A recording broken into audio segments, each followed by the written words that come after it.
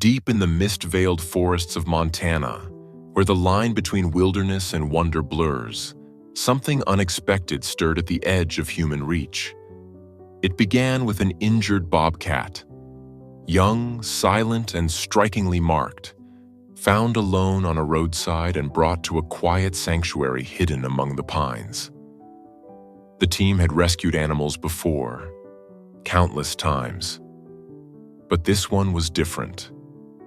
There was something in her eyes, something watching back. They named her Luna.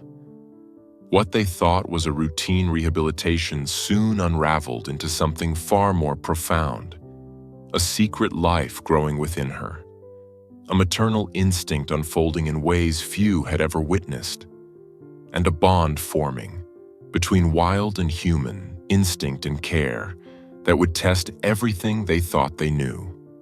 As the seasons changed, so did Luna's story. And what began as a simple act of rescue became the first chapter in something much larger. Not every mystery begins with a question. Some begin with a glance and a heartbeat in the wild. Before we start, hit the like button and make sure to subscribe if you haven't, and hit that notification bell so that you won't miss any new stories. The Montana morning air was crisp with the scent of pine and early autumn as Mark Holden lifted his binoculars to scan the distant ridge.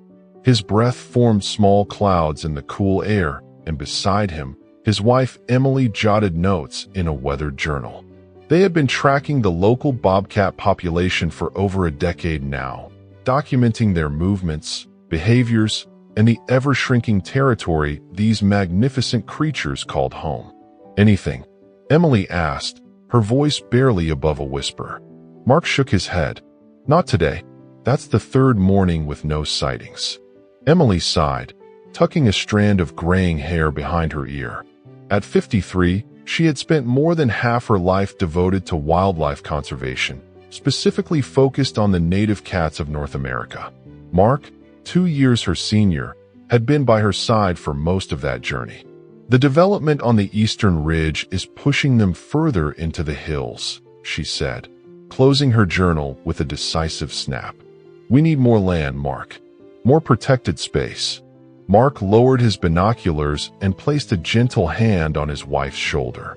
"We're doing everything we can, Em. The sanctuary is already stretched thin." Their wildlife sanctuary, Whispering Pines, sat on 80 acres of land that the couple had purchased 20 years ago with their life savings and a substantial loan. What had begun as a dream of creating a safe haven for injured and orphaned wildlife had grown into a modestly successful conservation center, complete with educational programs for local schools and rehabilitation facilities for various species native to Montana. But their true passion had always been the big cats, specifically the elusive bobcats that roamed the mountains. Both Mark and Emily had been fascinated by these animals since childhood, and their shared love for these creatures had been one of the foundations of their relationship. As they packed up their observation gear and began the hike back down to their cabin, Mark's phone buzzed in his pocket. He rarely received calls this far up the mountain, where reception was spotty at best. Puzzled, he pulled it out and saw the name of their colleague, Dr. James Chun, a veterinarian who specialized in wild felines and volunteered at their sanctuary twice a month. "James," Mark answered, pressing the phone tight against his ear to catch the breaking signal. "What's up?" Emily watched as her husband's expression transformed from curiosity to concern, then to something like shocked disbelief. "When? How bad?" Mark asked, his free hand automatically reaching for Emily's. "We're on our way down now. About 20 minutes out. Have Tessa get the medical cabin ready." When he hung up, his eyes met Emily's worried gaze. "What is it?" she asked. "They found an injured bobcat on Route 7. Mark explained as they quickened their pace. "Female, young adult. Hit by a car. She's alive, but in rough shape." Emily's heart sank. They had seen this scenario play out too many times. Wild animals forced closer to human settlements due to habitat loss, resulting in tragic encounters on highways and roads. Still, Each new case hit them hard. James is already at the sanctuary, Mark continued. Tessa called him as soon as the local ranger brought the Bobcat in. Tessa Miller was their sanctuary manager, a former wildlife biology student who had interned with them 5 years ago and never left.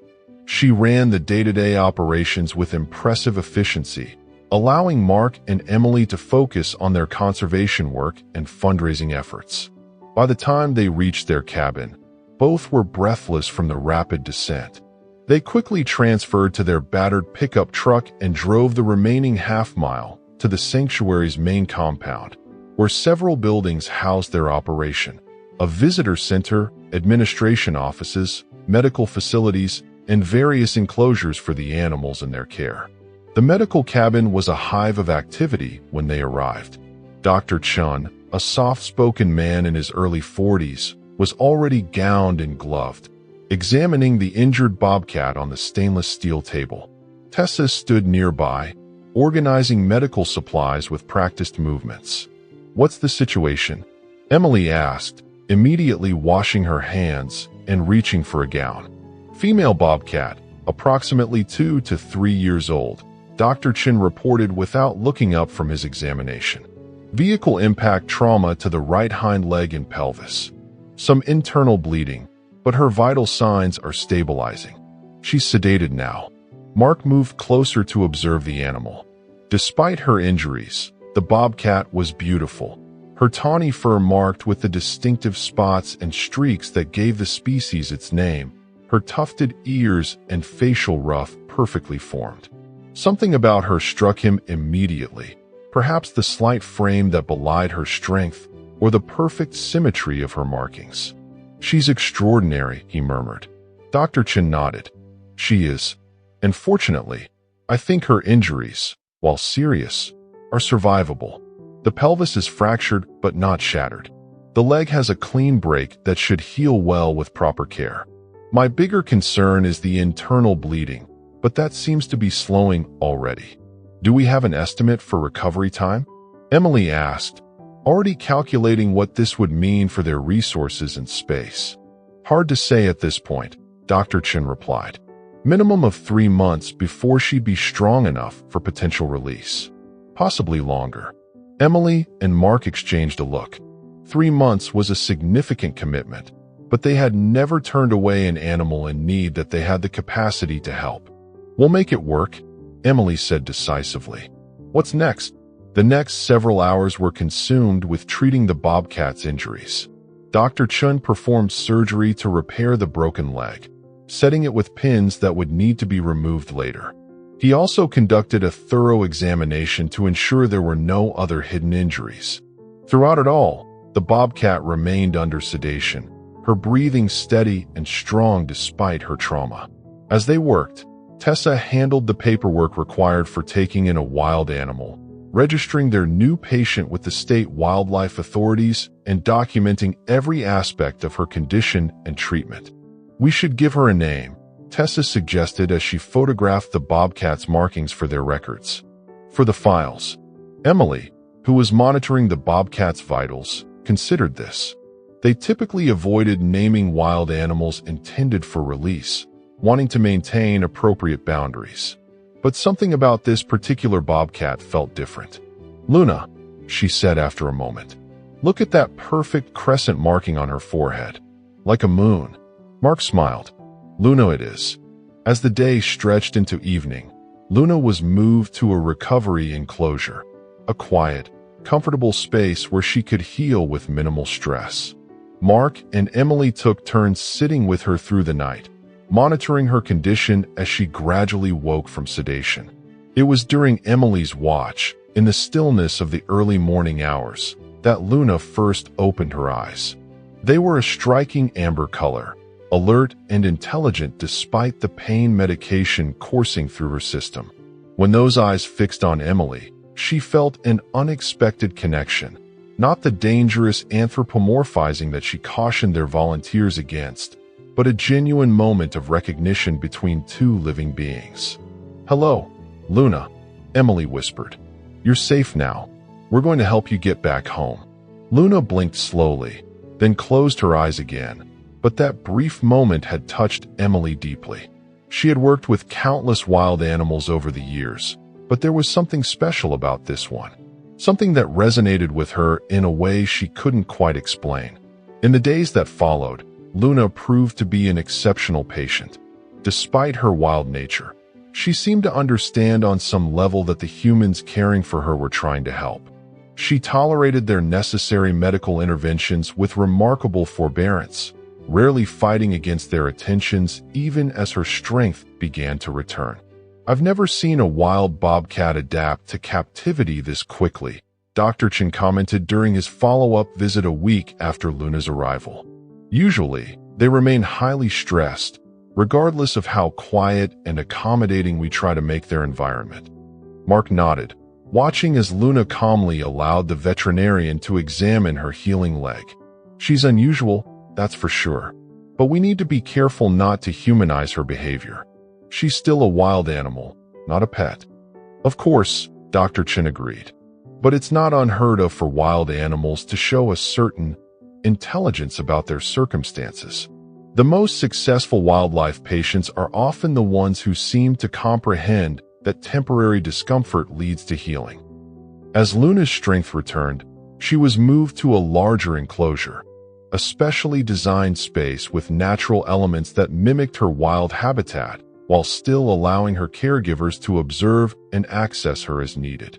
Mark and Emily had built this rehabilitation enclosure specifically for native cats, with climbing structures, hiding places, and enough room to allow for natural movement as patients recovered their physical abilities.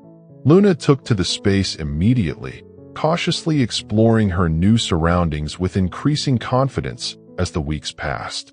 Her broken leg healed remarkably well, and though she initially favored it, she gradually began using it more and more normally. By the 2-month mark, she was moving with almost her full natural grace, scaling the climbing structures and pacing the perimeter of the enclosure with focused intensity. It was during this period that Emily began to notice something concerning.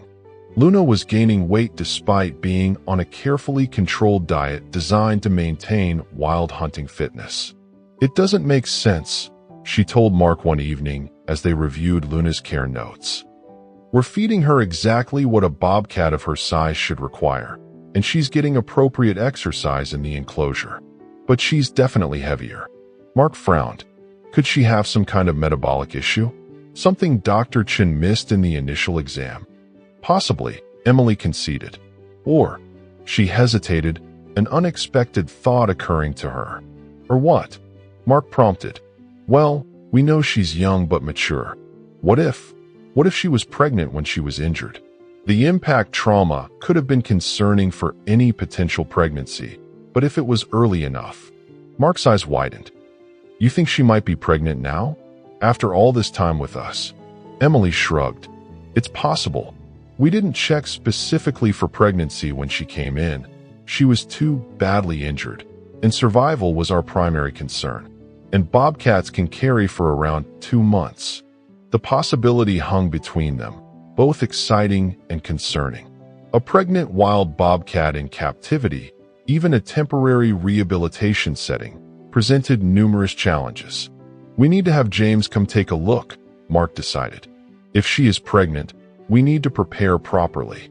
Dr. Chun arrived the next day, bringing portable ultrasound equipment from his practice.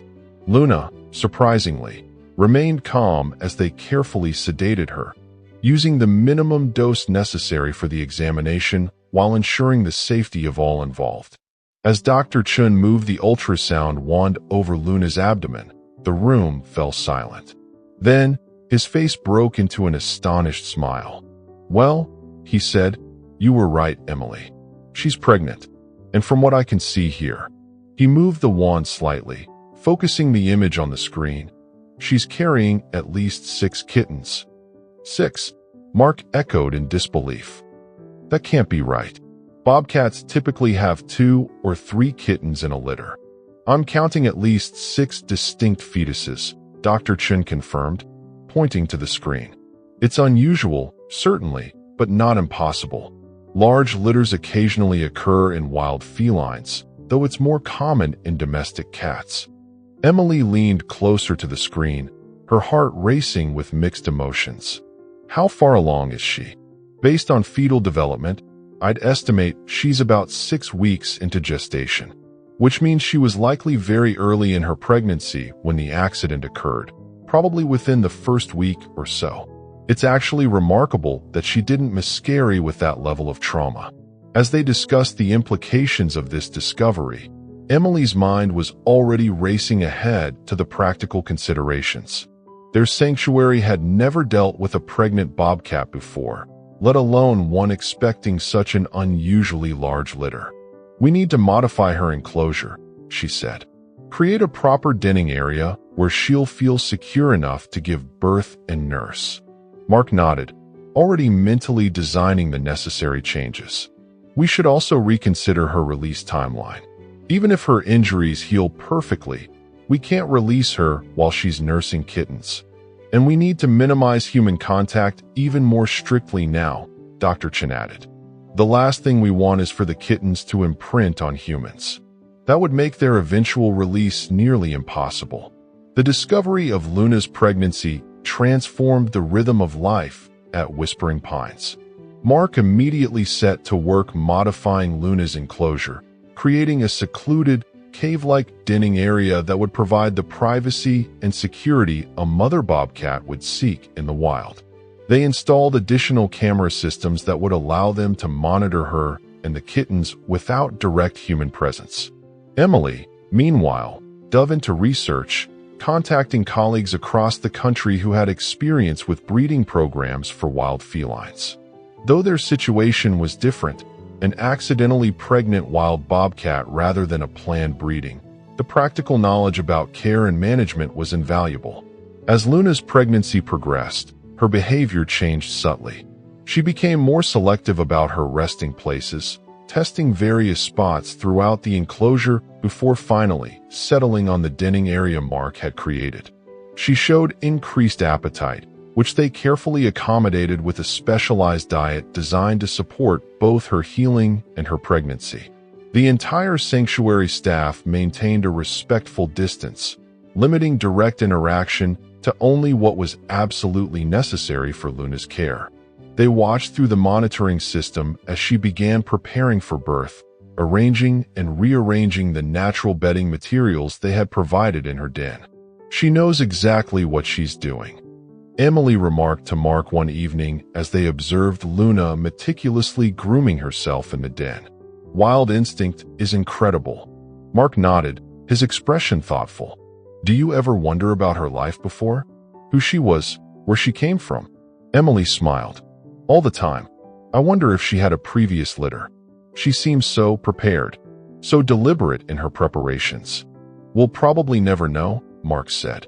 "But I like to think we're giving her a chance to fulfill her natural destiny, even if it's not happening quite the way nature intended." The anticipated due date arrived, calculated based on Dr. Chen's estimate and typical bobcat gestation periods. The entire sanctuary team was on high alert, with Tessa organizing a rotation schedule to ensure someone was always monitoring the camera feeds without creating a constant human presence that might stress Luna. It was during Emily's monitoring shift, just after midnight, that Luna began showing signs of labor. Her pacing became more urgent, her attention focused inward as she moved in and out of the den several times before finally settling inside. Emily immediately called Mark, who had been sleeping in their cabin after his own monitoring shift ended at midnight. "It's happening," she said simply when he answered. Within minutes, he joined her in the observation room, and together they watched as Luna began the process of bringing new life into the world. The camera system, designed for wildlife observation, provided clear infrared images even in the darkness of the den. The first kitten arrived shortly after 2 a.m., a tiny, wet bundle that Luna immediately began cleaning with focused attention. The second and third followed within the hour, each receiving the same thorough maternal care. "She's a natural," Mark whispered, though they were alone in the observation room and Luna couldn't possibly hear them. By dawn, Luna had delivered 6 healthy kittens, each one small but vigorous, immediately seeking their mother's warmth and sustenance. The sanctuary team watched in awe as she arranged them close to her body, ensuring each had access to nurse. 6. Emily counted again, her voice filled with wonder. Just as Dr. Chen predicted. It's extraordinary. Mark nodded, his expression a mixture of professional satisfaction and personal joy. Should I call James, or let him sleep a bit longer? Let's give him another hour, Emily decided.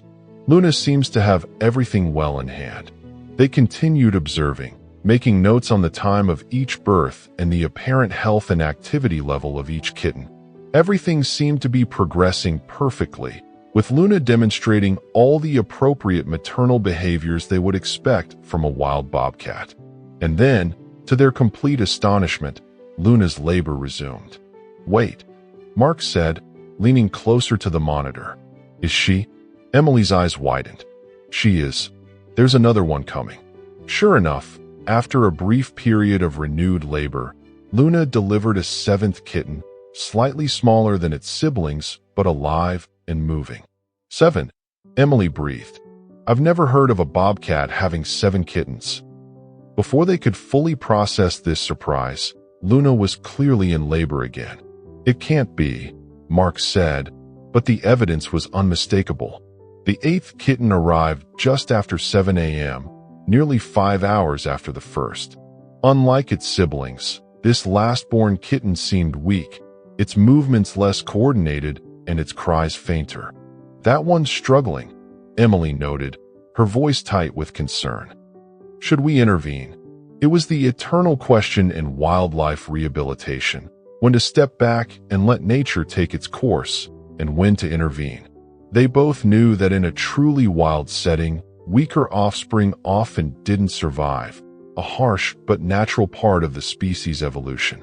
But Luna wasn't in a truly wild setting. She was under their care, which complicated the ethical considerations. Before they could decide, Luna made the choice for them. She cleaned the 8th kitten thoroughly, nudging it repeatedly, but its responses remained weak. After several minutes of this, she seemed to make a decision, focusing her attention on the 7 stronger kittens while the 8th lay still at the edge of the group. She knows, Mark said softly, his hand finding Emily's. She can tell it's not going to make it. Emily nodded, tears welling in her eyes despite her professional experience. This was the reality of wildlife. Not every life survived. But understanding that intellectually didn't make it any easier to witness. By mid-morning, when Dr. Chen arrived, the 8th kitten had passed away, while the other 7 were nursing vigorously. Luna had moved the stillborn kitten to the edge of the den, separating it from the living ones in a behavior that was both heartbreaking and perfectly natural. 8 kittens, Dr. Chen marveled as he reviewed the footage. I've never heard of a bobcat litter that size. Even 7 surviving kittens is remarkable. Is it a record? Tessa asked, her enthusiasm for documentation momentarily overriding the solemnity of losing 1 kitten. Possibly, Dr. Chen acknowledged. At least in a rehabilitative setting. I'd have to check with colleagues who manage captive breeding programs to be sure. The survival of 7 kittens presented both a triumph and a challenge for Whispering Pines. While the successful birth was cause for celebration, raising 7 wild bobcat kittens with minimal human interference would require careful planning and management. We need to completely restrict access to Luna's enclosure now, Emily told the sanctuary staff during an emergency meeting that afternoon. No direct human contact at all, except in case of medical emergency. Everything will be observed through the cameras. Mark outlined the feeding protocol they would implement, providing Luna with appropriate nutrition while ensuring the process didn't habituate either her or the kittens to human presence. Remember, he emphasized, our goal is for Luna and all 7 kittens to eventually return to the wild. Every decision we make from this point forward needs to support that outcome. The news of Luna's extraordinary litter spread quickly through the wildlife conservation community. Colleagues from across the country reached out with congratulations, advice, and requests to document the kitten's development for scientific purposes. Local media picked up the story as well, framing it as a heartwarming tale of survival against the odds. While Mark and Emily were cautious about publicity that might draw too many visitors to the sanctuary, they recognized the educational value of Luna's story and the opportunity it presented to raise awareness about bobcat conservation. We can use this interest to highlight the challenges these animals face, Emily told a local reporter who called for comment. Habitat fragmentation, road mortality, human-wildlife conflict. All the issues that brought Luna to us in the first place. In the weeks that followed, the 7 kittens thrived under Luna's attentive care. Through the camera system, the sanctuary team watched as they grew from helpless, blind newborns to curious, increasingly mobile cubs. Their eyes opened after 9 days, revealing the same striking amber color as their mothers. By 3 weeks, they were beginning to explore the den, their movements becoming more coordinated with each passing day. Luna proved to be an exemplary mother, nursing them regularly, grooming each kitten meticulously, and beginning to teach them through subtle behavioral cues long before they were ready to leave the den. She would bring them portions of the food provided to her, encouraging early exploration of the textures and scents that would one day help them become effective hunters. For Mark and Emily, observing this natural process was both professionally fascinating and personally moving. They had dedicated their lives to protecting these animals and their habitats, but rarely had they been given such an intimate glimpse into the private life of a wild bobcat family. It makes all the hard work worthwhile, doesn't it? Emily said one evening as they watched Luna patiently enduring the increasingly rambunctious play of her growing kittens. Moments like this. Mark nodded, his arm around his wife's shoulders. It's why we started this place, to give them a fighting chance. As the kittens grew, the sanctuary team began planning for their eventual release. The process would be complex. The kittens needed to develop appropriate hunting skills and wild behaviors before they could survive independently. Luna would naturally teach them many of these skills, but the controlled environment of captivity, even one designed to be as natural as possible, presented limitations. We should consider a soft release program, Mark suggested during a planning meeting with Dr. Chun and Tessa. Move them to a larger, more complex enclosure once the kittens are about 3 months old, then begin a phased release when they're around 6 months. Dr. Chun nodded his agreement. That gives Luna time to complete her teaching and the kittens time to develop the physical capabilities they'll need. We'll need to tag them, Tessa added practically, for tracking post-release. Minimally invasive, of course. The plans took shape gradually, always with the welfare of Luna and her kittens as the primary consideration. As the weeks turned to months, the 7 young bobcats grew into distinctive individuals, each developing unique patterns of behavior and personality while maintaining the essential wild instincts that would serve them in the natural world. Through careful observation, the sanctuary team came to recognize each kitten by both appearance and behavior. There was the bold male they called Scout in their notes, always the first to explore new objects or areas. The cautious female they named Shadow, who watched and learned before committing to action. The playful pair they referred to as the twins, though they weren't actually twins, who seemed inseparable in their explorations and games. We shouldn't be naming them, Mark would occasionally remind everyone, including himself.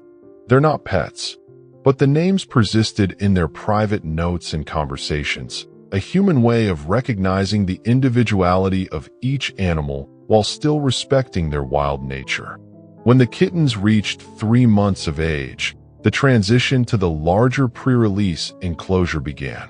This specially designed space covered nearly an acre of wooded land within the sanctuary's boundaries, enclosed with fencing that prevented escape while allowing the bobcats to experience a more natural environment. It included varied terrain, native vegetation, and even limited populations of small prey animals like rabbits and ground squirrels that had naturally colonized the space. The move was carefully orchestrated to minimize stress. Luna was first encouraged to explore the new enclosure on her own, while the kittens remained in a temporary holding area where they could see and smell their mother, but not follow immediately. Once Luna had thoroughly investigated the space and seemed comfortable, the kittens were released to join her. "Look at that," Emily murmured as they watched through binoculars from a distant observation blind. "She's calling them to her." Indeed, Luna stood at the center of the enclosure, making the distinctive maternal call that bobcats used to summon their young. One by one, the kittens emerged from the holding area, cautiously at first, then with increasing confidence as they rejoined their mother. Over the next 3 months, Luna taught her kittens to hunt within the controlled environment of the pre-release enclosure. The sanctuary team supplemented the natural prey with strategic placements of food that required increasing skill to obtain, mimicking the challenges the young bobcats would face in the wild. Through it all, human contact remained minimal. The team observed from blinds and through camera systems, documenting the bobcats' progress without interfering in the natural learning process. It was difficult at times, especially when they witnessed the inevitable failures and frustrations that came with learning to hunt, but they knew that intervention would only harm the kittens' chances for successful wild lives. "They're nearly ready," Mark said one autumn morning, 6 months after the kittens' birth. He and Emily were reviewing footage from the previous night, showing all 7 young bobcats successfully hunting independently, their movements confident and effective. Emily nodded, her expression a mixture of pride and anticipated loss. "We should schedule the release for next week. The weather's holding well, and prey populations are strong in the release area." The release site had been carefully selected, a remote section of protected wilderness many miles from the nearest road or human settlement, but within the natural range for bobcats in Montana. The area had been thoroughly surveyed to ensure it could support additional bobcats without creating territorial conflicts with existing populations. The final preparations moved quickly. Each bobcat was briefly captured for a health check and the fitting of a small tracking collar designed to eventually break away after providing several months of movement data. The collars would allow the sanctuary team to monitor their dispersal and adaptation without requiring direct observation that might influence their behavior. On the day of release, the mood at Whispering Pines was solemn yet hopeful. The transport crates containing Luna and her 7 now adolescent kittens were loaded into the sanctuary's specially equipped vehicle, and Mark and Emily made the 2-hour drive to the release site in near silence, each lost in their own thoughts about the animals they had come to know so well. The actual release was deliberately anticlimactic. The crates were placed in a clearing, doors facing the forest, and opened remotely once the humans had retreated to a respectful distance. One by one, the young bobcats emerged, their movements cautious but purposeful as they investigated their new surroundings. Luna was the last to exit her crate. She paused at the threshold, her amber eyes scanning the wilderness before her. For a brief moment, she seemed to look back toward where Mark and Emily watched from their blind, her gaze steady and direct. "Do you think she knows?" Emily whispered. "How much we've all been through together." Mark squeezed her hand. "I think she knows everything she needs to know, and now she's going to teach her kittens the rest." As if on cue, Luna turned away and padded silently into the forest, her 7 offspring following her into the shadows of the trees, their tawny coats blending perfectly with the dappled light of the wilderness that was now their home. In the months that followed, the tracking data from the collars confirmed what Mark and Emily had hoped. Luna and her kittens were thriving in their new territory. The young bobcats gradually dispersed, establishing their own ranges as nature intended, while Luna remained in the core area, her movements suggesting successful hunting and adaptation. 1 year after the release, when the tracking collars had long since fallen away. A trail camera in the release area captured an unexpected image. Luna, distinctive by the crescent marking on her forehead, accompanied by 2 small kittens of her own. She had not only survived, but was continuing her lineage in the wild, proof that rehabilitation and careful release could truly work. For Mark and Emily, that image was the greatest reward for all their efforts. It validated their life's work and the mission of Whispering Pines in a way that no academic recognition or funding grant ever could. From 1 to 7 to a new generation, Emily said, framing the trail camera photo that now hung in their visitor center. That's how recovery begins. Mark nodded, his arm around his wife's shoulders as they gazed at the image of Luna and her new family, one bobcat at a time. Together, they had helped write a remarkable chapter in Luna's story, one that began with tragedy but transformed into triumph through the careful integration of human compassion and respect for wild nature.